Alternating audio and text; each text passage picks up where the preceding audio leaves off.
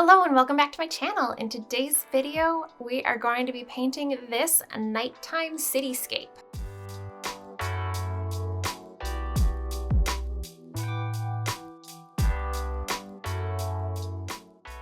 The brushes that I'm using today are from the big Procreate print pack from Uproot Brushes. I have that linked in the description below. It is a very expansive set, but the specific ones that I'm using are from the print ink set within that. The color palette that I am using is my March color palette that is available to my newsletter subscribers. You can become one by signing up, following the link below, as well as up here in the cards. If you're not already, it would mean so much to me if you hit the subscribe button to subscribe to my channel, and you can turn on the bell to get a notification every time I release a new video. Now, let's get into the tutorial.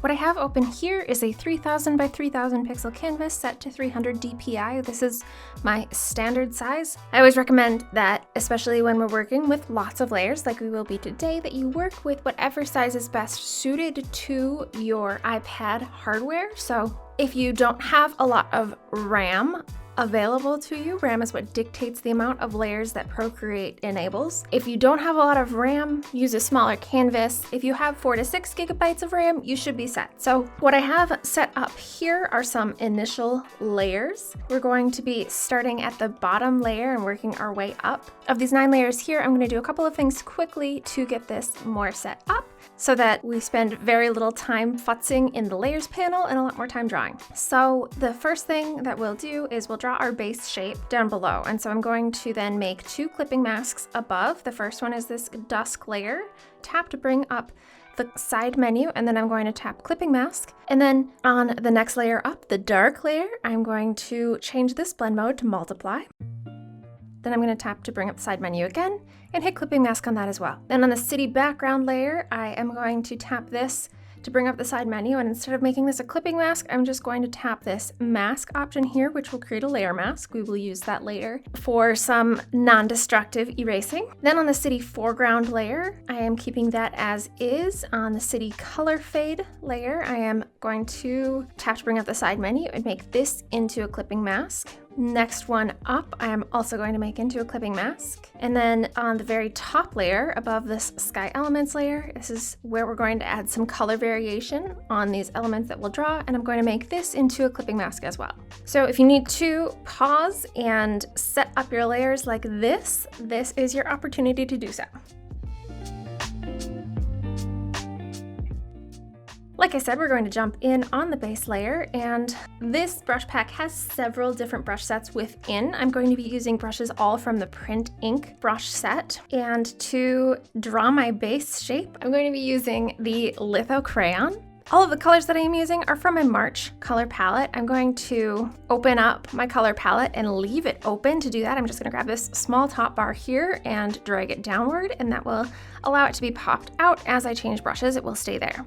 So I am selecting this bright pink here. It's the brightest pink in the set. And I have my brush size here set to about 8%, 9%.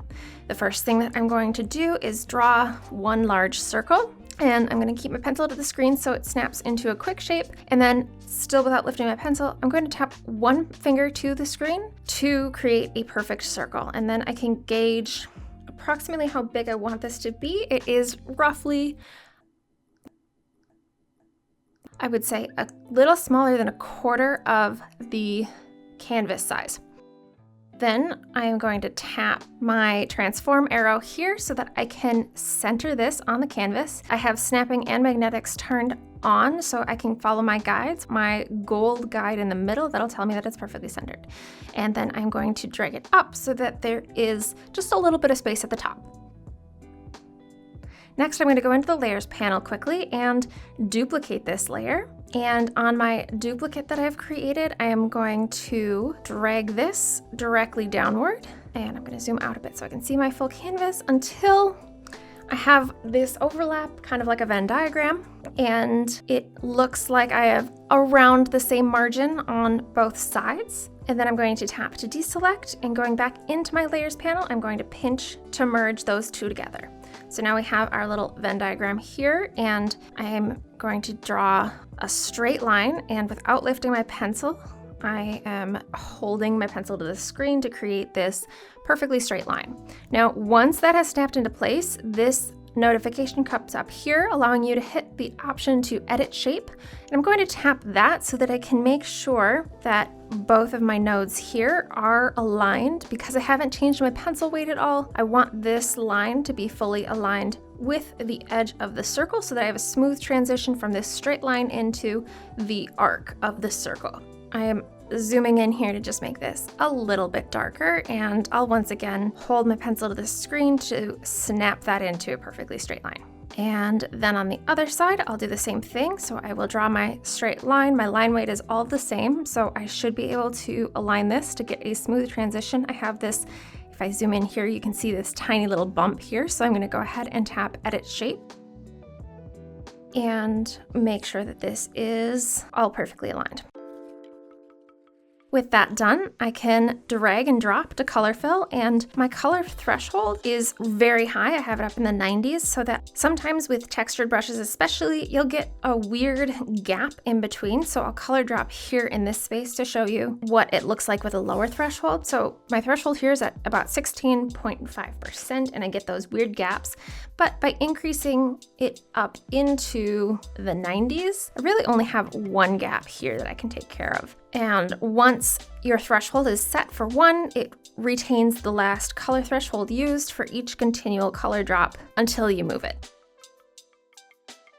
All right, and now we have our base shape, and it's all in this layer. We have our clipping masks set up, so I'm immediately going to move on to my dusk layer. And on this layer, I'm going to choose the Monoprint Messy Brush, which is one of my favorite texture brushes. I have the size here set to 100%, and I'm going to choose this mid-tone teal here. So it's the second darkest teal in this block. And I am going to start painting, and it's actually more of a tealy blue. I'm going to start painting this down and fade it off towards the bottom. And I actually want to move this up just a little bit so I have a little more transition. And I'm switching now to doing a little more tapping to get that smooth transition. Then I'm going to select this next lightest color. Right next to it, it's the lighter teal next to it, and I'm going to tap. You can see I'm mostly tapping outside of this shape to slowly build up a bit of color on the very bottom as well. And then I have very little pink left, but you do want to make sure to leave somewhat of a space. Then I'm going to move on to my dark layer, and this one's set to multiply. And I'm switching to select the Printing Mess 1 brush. And this is a textured brush that allows you to build up the texture quite nicely, but not quite as thick as the Monoprint Messy brush did. In this one, I also have the brush size and opacity set to 100%. And starting at the top, once again, I've selected this darkest purple color. And because it's set to multiply, it will blend the values of everything underneath it with the purple, and it'll result in this ultra dark effect. And I'm just going to start layering in the color. I don't mind getting some a little further down, but I want to concentrate most of the color buildup above here. And you can see there's this section where I keep more of the blue visible before it fades out completely. All right, so now we have our sky background all done. I'm going to move up to this city background layer, and when you select this, because we've created a layer mask, you'll want to make sure that you're selecting specifically the city background layer and not the layer mask. You can see the tone of the blue changes slightly depending on which one you have selected, so just make sure that the city background one that you have is selected with the brighter blue. Okay, and now we're moving on to layers that are no longer clipping masks over this shape layer. I want to still keep everything contained within this shape while I have this city background layer selected. I'm going to use 2 fingers to press and hold on that layer to select the layer contents. And by doing that with this layer selected, I stay on this layer as my working layer. You can always tap into the layers panel to double check. Then I'm going to move on and select the litho crayon again. And I'm setting my brush size here to about 10%. And I'm going to color pick to select this exact dark blue purple color that we have created on our dark layer. Now with this selection live, I'm going to draw in these 3 lines to create this building shape, and I'm keeping my pencil pressed to the screen to create this quadrilateral. And I'm tapping one finger on the screen to make it a little more symmetrical. And then I'm going to just scribble to fill this in. It doesn't have to be perfect because we're going to be removing some of the pigment in the next step. And then I'm doing the same, drawing those 3 lines, and then pressing one finger to the screen while keeping my pencil pressed there as well to create this quadrilateral. And scribbling with this brush to fill it in.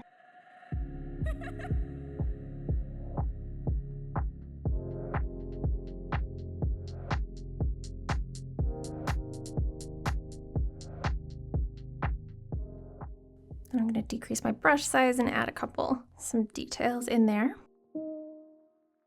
Our next step, I'm keeping my selection live, and I will be for the next few steps.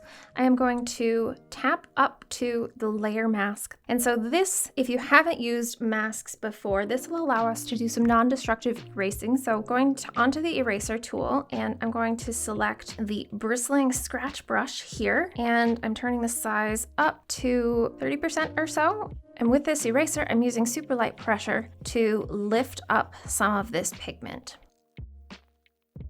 And not only will this give the look of these buildings being a bit further off in the distance, by using a layer mask, you can see that this looks like I've just scribbled with black on white, or I've erased from the white layer.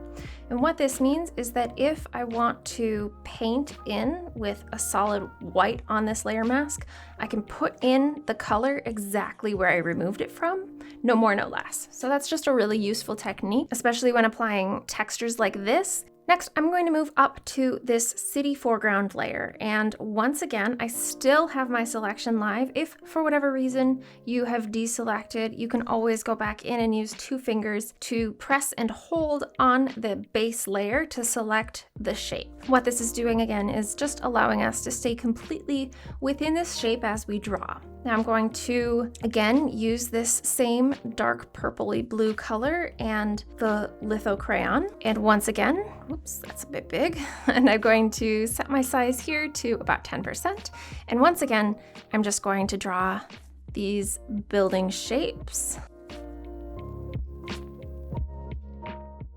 Now for these ones, I'm just color dropping to fill with color because these aren't going to have the same texture as the background. This is the foreground, so they're going to be darker, as things that are closer generally appear darker to the eye. Things that are further off will often fade a little bit more into the background. Now, as you're color dropping, you might find that you have to adjust the color drop threshold as you go. So a good rule of thumb is that when you color drop, you'll want to keep your pencils set to the screen until you know that it's where you want it to be, rather than just immediately lifting it up. It'll save you some iterations. And then just as before, I'm going to decrease my pencil size and add in details on the rooftops.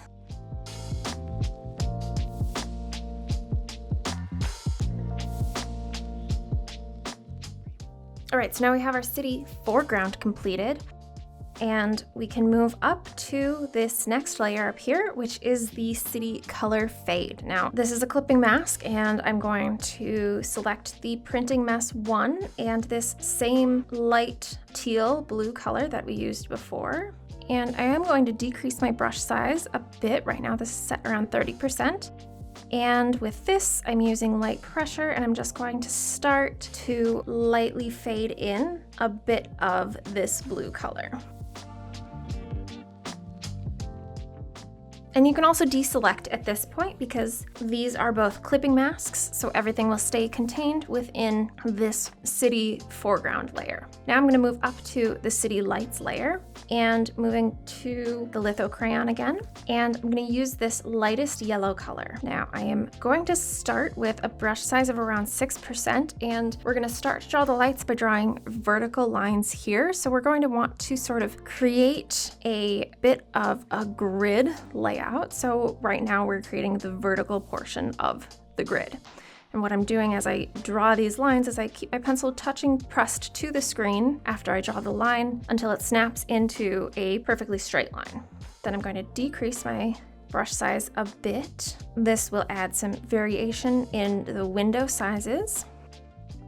And it definitely doesn't have to be perfect, but what I try to do is keep the lines spaced evenly apart and then centered on the building so that there's a similar amount of space between the edge of the building and the first and last line.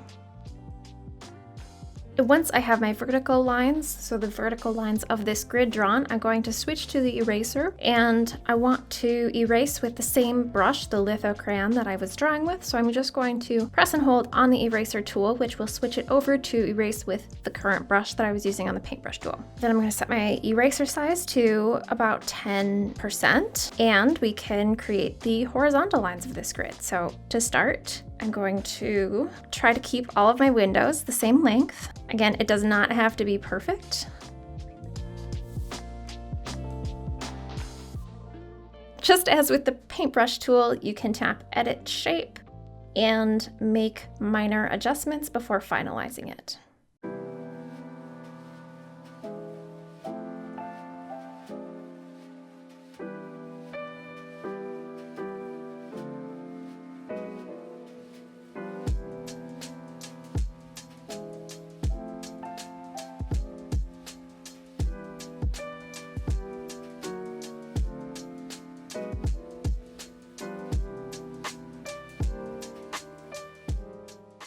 All right, now we have all of our windows drawn, and we can go in and turn off some of the lights because not all of these buildings would have their lights on. From a composition standpoint, you really just want some nice variation.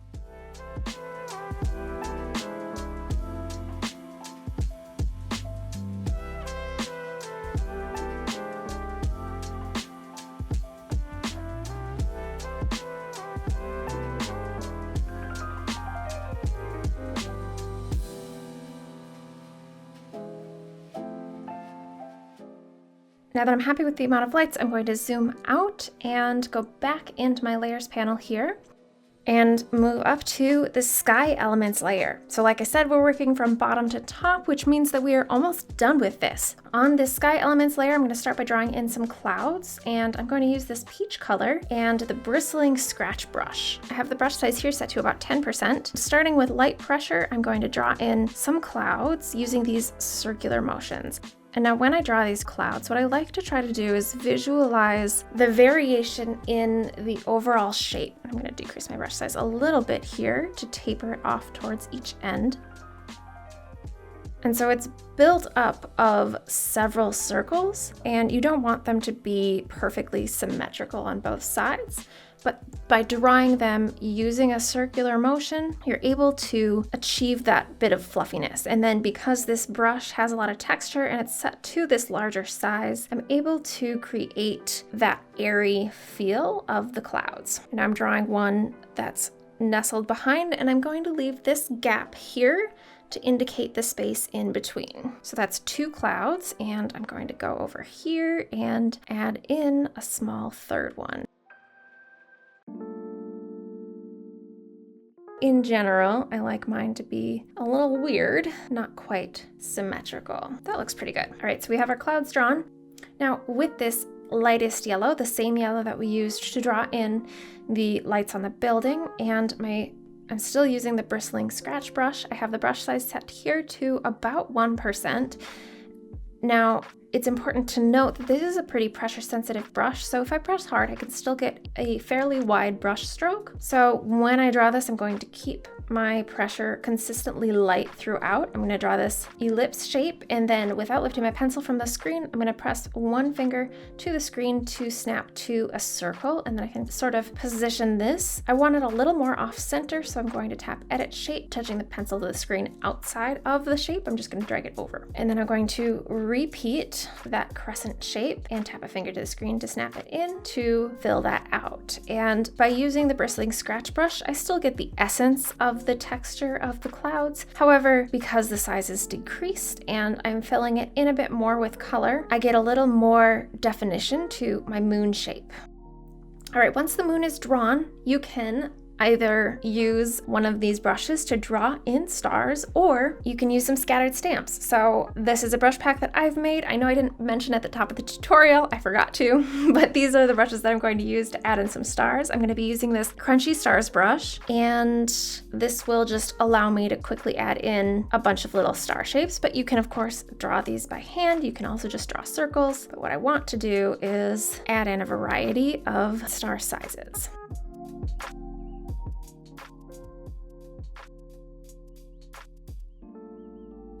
All right, now we have arrived at our final step. So on this last clipping mask above my sky elements, I'm going to add in some color variation and texture to all of these elements. The first thing that I'm going to do is on the clouds. I'm going to select this light creamy color, and for my texture, I'm going back into the print ink brushes, and I'm going to use the Printing Mess 1 brush. I'm decreasing the size here to about 9%, which will help me keep this contained, but I'm also going to zoom in, adding this to the top edge of the clouds, which will give them that more bottom heavy look. And it also fits with the texture and color fade that we have going on in this whole piece. Now I'm going to add a little bit of this to the upper and outside edge of this crescent moon as well, and just a little bit on some of these stars here. You can see it's very subtle. Next, we're gonna get a little wacky. I'm gonna choose this mint color, and I'm gonna add this onto the lower portion of the moon and some of these stars as well. And again, by keeping my brush size smaller, I'm avoiding getting mint on my clouds and keeping it contained just on the moon and stars here. Then I'm going to move on to this lightest teal color, and on the very, very base of the moon, I'm going to just add a little more of this.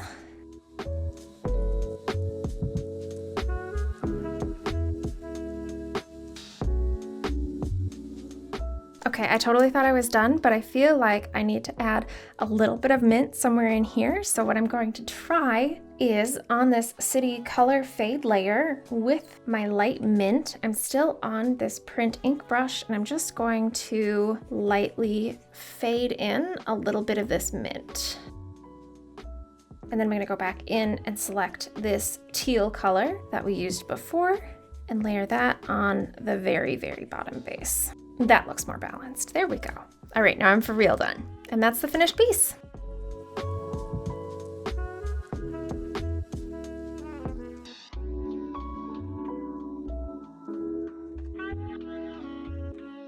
Thank you so much for watching. I hope that this was helpful. Hopefully you learned something. Again, you can get the big Procreate print pack, which is where all of the brushes came from for this project, in the link below. You can also check out the written version of this tutorial following the link in the description, and sign up to get the color palette to follow along exactly. If you make this and you post it on Instagram, I'd love to see, so be sure to tag me and subscribe to my channel. Thank you again for watching. I will see you in the next one.